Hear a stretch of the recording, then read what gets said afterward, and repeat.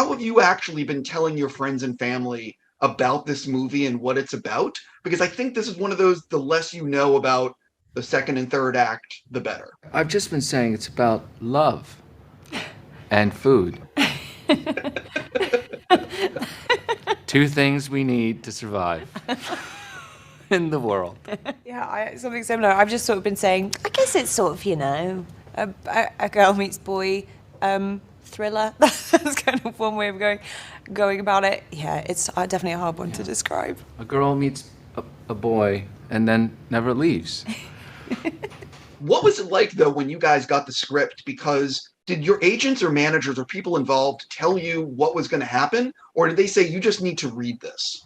Mine just said, you just need to read this. They kind of gave me a little warning. They were like, it gets quite dark, but that was sort of all they gave me. So yeah, it was, I kind of came to it the way you did, which was, I think the best way. And reading it, I was just like, what?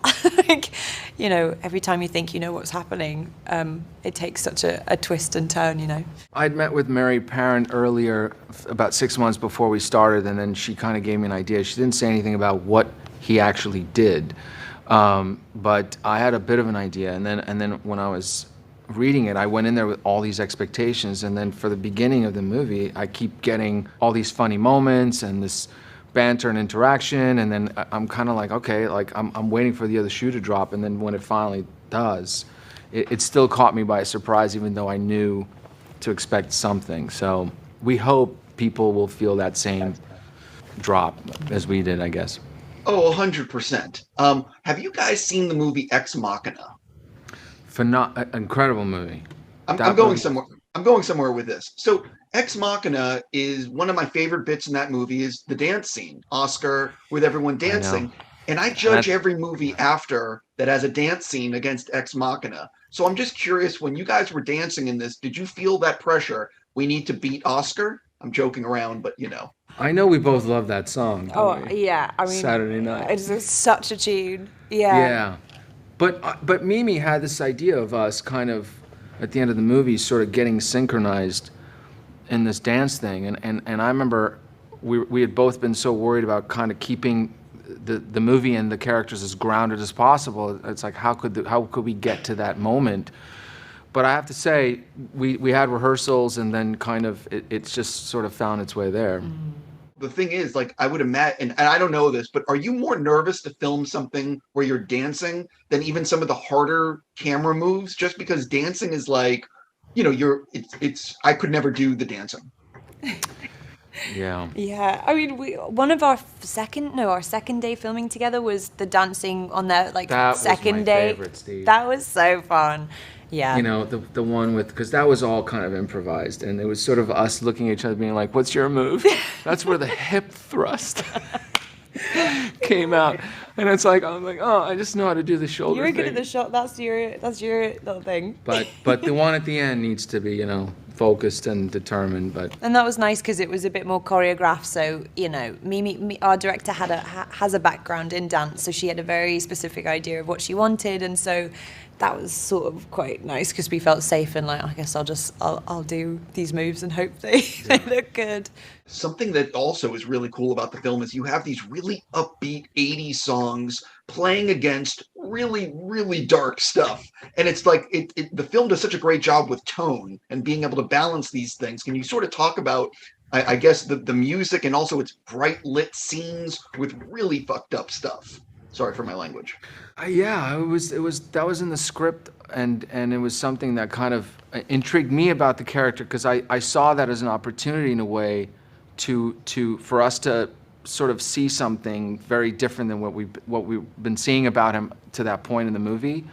And just him in these private moments kind of dancing by himself they were funny, but like they were weird and also kind of revealing about who he was, or he might have been in a way. So I thought that was just a very different way of telling backstory about a character. And then, of course, there was the one on the operating table. I love it when films do that, because you find yourself laughing or you find yourself enjoying something, and then it's almost like you feel guilty about it because you realize what you're watching. Like, it really does, like that kind of tone, like I find so enjoyable because it sort of makes you feel all the more uncomfortable, weirdly, because you shouldn't really be enjoying what you're watching because it's so dark, and so it kind of it means that you're always feeling slightly unsettled, which I think is really good. One of the other things about this film is, and I can't believe I'm going to say this, but it's far-fetched, but it's not that far-fetched. I actually think the disturbing part is this could be happening.